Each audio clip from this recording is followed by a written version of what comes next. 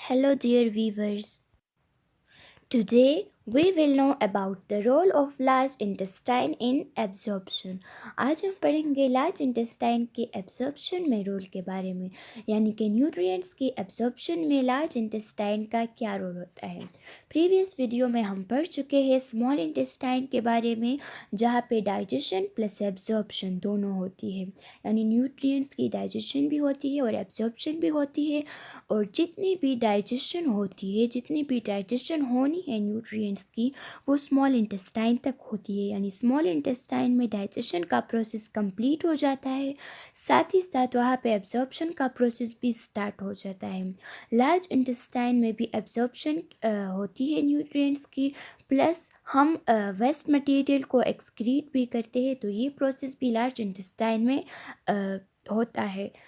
यहाँ पे एब्जॉर्प्शन होती है न्यूट्रिएंट्स की इसलिए ताकि जो स्मॉल इंटेस्टाइन में एब्जॉर्प्शन हुई है न्यूट्रिएंट्स की, उसके बाद भी अगर कुछ बेनिफिशियल सब्सटेंसेस रहते हैं तो वो एब्जॉर्ब हो जाए, और वो यहाँ पे एब्जॉर्ब हो जाती हैं। So now first of all let's know about the structure of large intestine. Now the first one part of large intestine is the cecum. Cecum जो होता है वो large intestine का सबसे पहला पार्ट होता है, जो कि अटैच होता है स्मॉल इंटेस्टाइन के साथ।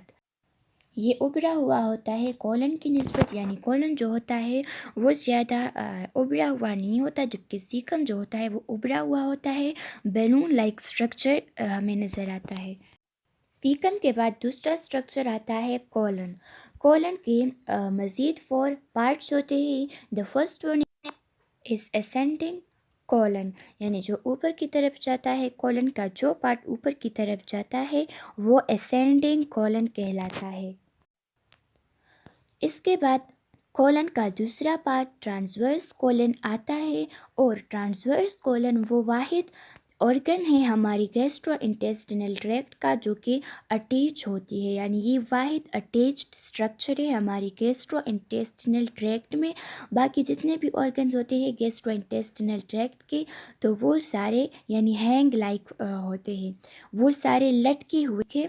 इसको ट्रांसवर्स कॉलन इसलिए कहते हैं क्योंकि ट्रांसवर्स का मतलब होता है जो चीज़ किसी चीज़ के एक्रॉस एक्सटेंड होता है। तो इसी तरह जो ट्रांसवर्स कॉलन है वो भी हमारी एब्डोमेन के एक्रॉस एक्सटेंड होता है, इसलिए हम इसको ट्रांसवर्स कॉलन कहते हैं। इसके बाद कॉलन का थर्ड वन पार्ट आता है जो कि डिसेंडिंग कॉलन होता है।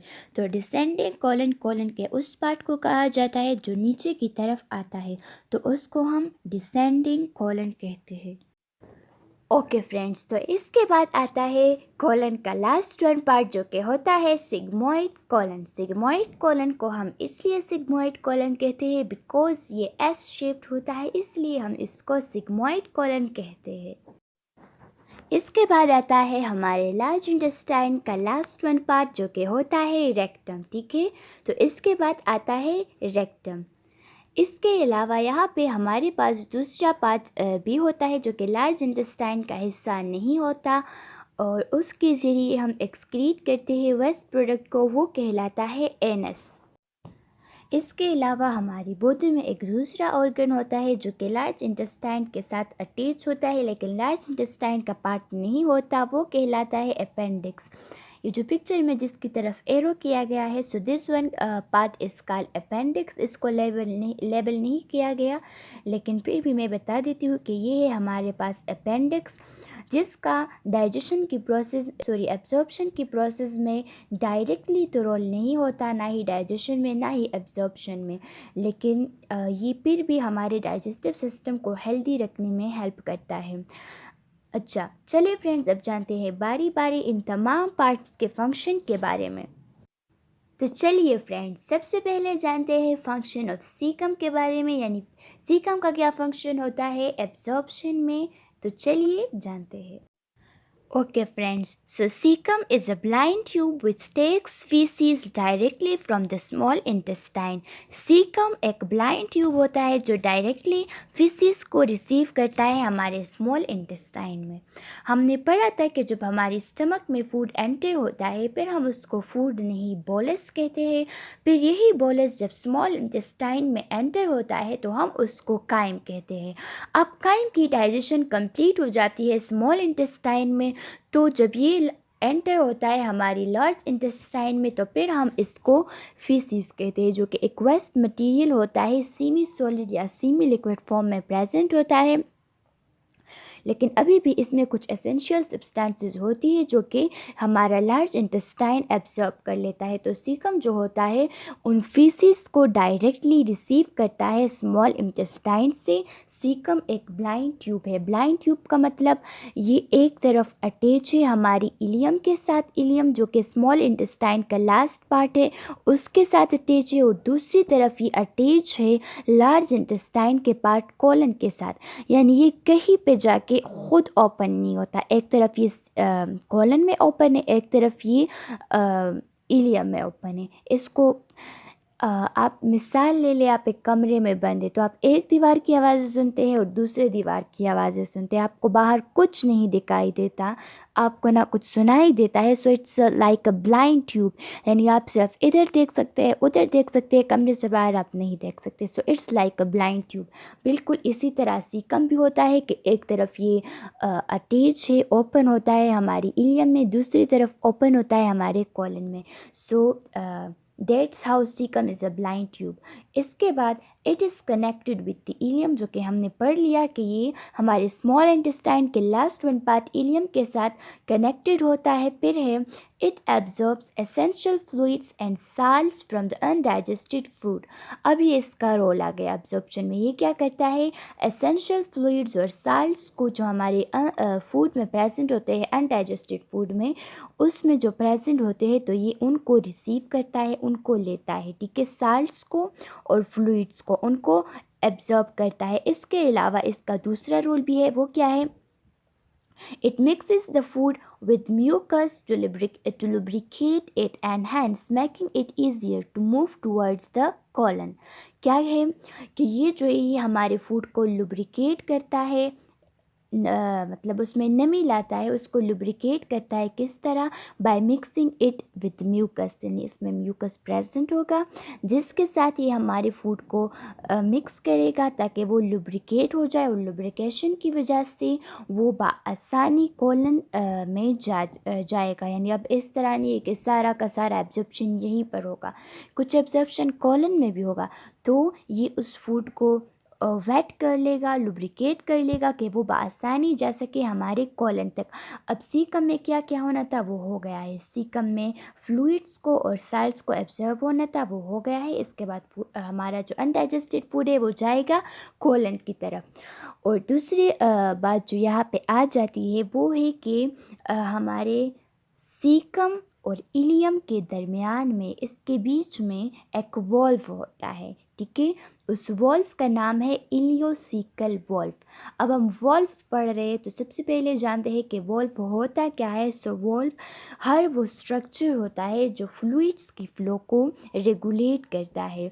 यानी फ्लूइड्स की बेक फ्लो होने नहीं देता, उसको एक ही डायरेक्शन में आने देता है, उसकी बैक फ्लो को अवॉइड करता है. तो इसी तरह हमारे सीकम और इलियम के बीच में एक वॉल्व होता है जिसे हम इलियोसिकल वॉल्व कहते हैं. और ये इलियोसिकल वॉल्व क्या करता है, यानी जब हमारा जो फीसिस है वो आ रहे हैं, हमारी फीसिस जब स्मॉल इंटेस्टाइन से लार्ज इंटेस्टाइन के सीकम में आ रहे हैं तो उसकी बैक फ्लो होने नहीं देता.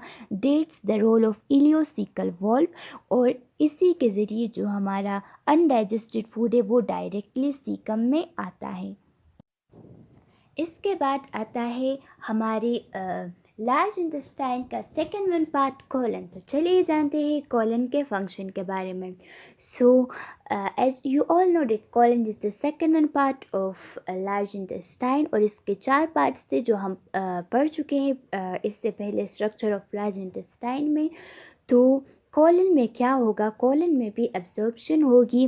کولن میں ایبزارپشن ہوگی الیکٹرولائٹس کی اور واٹر کی. ٹھیک ہے، یہاں پہ سب سے زیادہ ایبزارپشن ہوتی ہے. ٹھیک ہے، ہمارے کولن میں سب سے زیادہ ایبزارپشن ہوتی ہے، یعنی لارج انٹسٹائن میں سب سے زیادہ ایبزارپشن کولن میں ہوتی ہے. ٹھیک ہے، یہاں پہ کیا کیا ایبزارب ہوگا؟ ہمارے الیکٹرولائٹس ایبزارب ہوں گے، پلس واٹر بھی یہاں پہ ایبزارب ہوگا ہمارے ویسٹڈ فوڈ سے، یا جو جسے ہم نکالیں گے اس سے.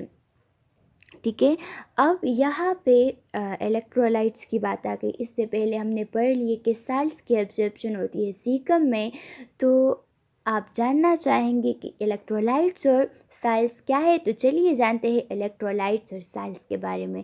سب سے پہلے جانتے ہیں کہ الیکٹرولائٹس کیا ہوتے ہیں. تو الیکٹرولائٹس وہ سبسٹانسز ہوتے ہیں جسے جب ہم واٹر میں ڈیزولو کریں، پانی میں ڈیزولو کریں، تو ان کی بریک ڈاؤن ہو جاتی ہے، وہ بریک ہو جاتے ہیں ڈفرینٹ آئنز میں.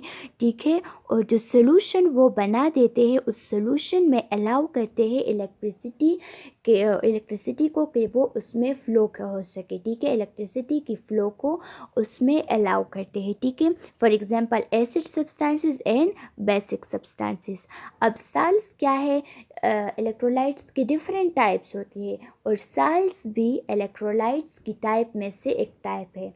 سالٹس وہ الیکٹرولائٹس ہوتے ہیں جو بنتے ہیں جب ایسڈ سبسٹانسز اور بیسک سبسٹانسز آپس میں ایک دوسرے کے ساتھ ریئیکشن کریں، جیسے NaCl وغیرہ. ٹھیک ہے، اب کویسچن ارائز ہوتا ہے کہ ہماری باڈی میں الیکٹرولائٹس کیوں ضروری ہیں، ان کی ضرورت کیا ہے؟ Why are they important? سو یہ ہماری باڈی کے لیے امپورٹنٹ ہوتے ہیں کیونکہ یہ ہمارے مسل کی فنکشن کو اور نرو فنکشن کو مینٹین کرتا ہے. ٹھیک ہے، نرو سیلس کی فنکشن کو مینٹین کرتا ہے، ہماری باڈی میں فلوئڈ بیلنس کو ریگولیٹ کرتا ہے، اور ایسڈ اور بیسک بیلنس جو ہوتا ہے ہماری باڈی میں اس کو ریگولیٹ کرتا ہے. تو یہ ہے ہماری باڈی میں الیکٹرولائٹس کا فنکشن.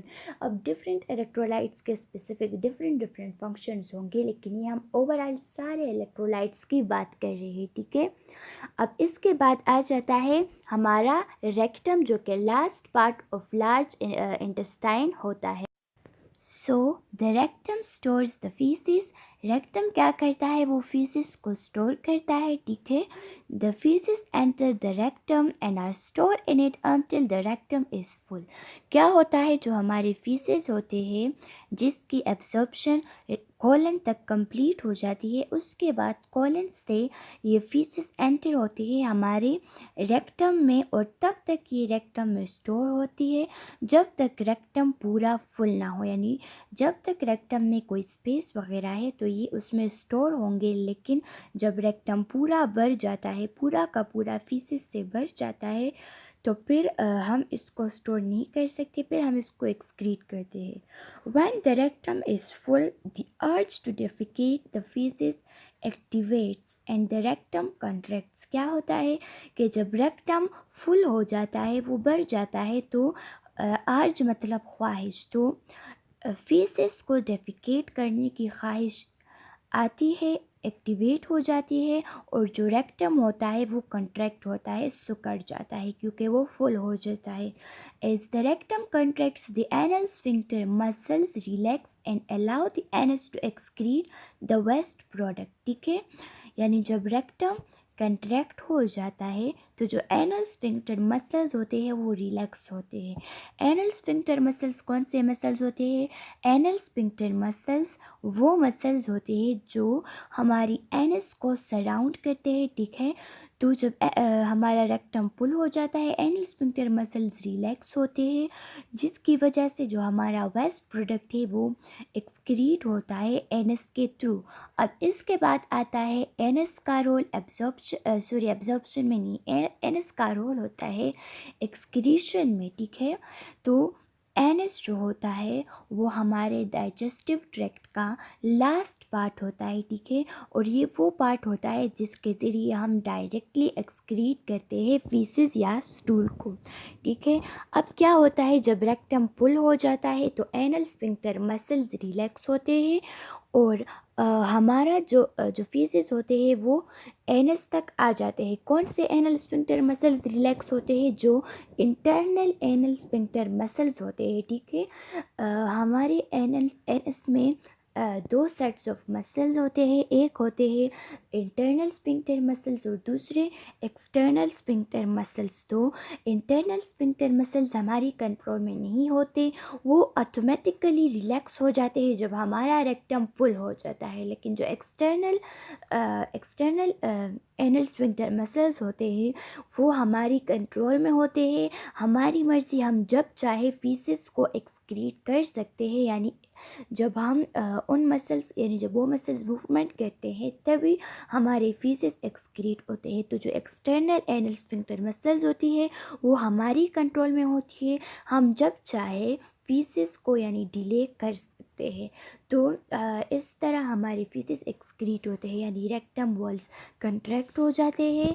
انٹرنل اینل اسفنکٹر مسلز جو ہوتے ہیں وہ ریلیکس ہو جاتے ہیں، اور ہماری جو آرچ ہوتی ہے اس کو نکالنے کی تو وہ ایکٹیویٹ ہو جاتی ہے. اور پھر جو ایکسٹرنل اینل اسفنکٹر مسلز ہوتے ہیں وہ ہماری کنٹرول میں ہوتے ہیں. ہم جب چاہے فیسز کو پھر ایکسکریٹ کر سکتے ہیں، یعنی اس کو ڈیلے کر سکتے ہیں. سو ہمارا ڈائجیشن کا پروسیس اور ہمارے ایبزارپشن کا پروسیس کمپلیٹ ہو گیا ہے. ٹھیک ہے، اگر ابھی تک آپ نے ہمارے چینل کو سبسکرائب نہیں کیا سو پلیز سبسکرائب اور چینل. چلیے فرینڈز، ملتے ہیں نیکسٹ ویڈیو میں. تب تک آپ اپنا خیال رکھیے. والسلام.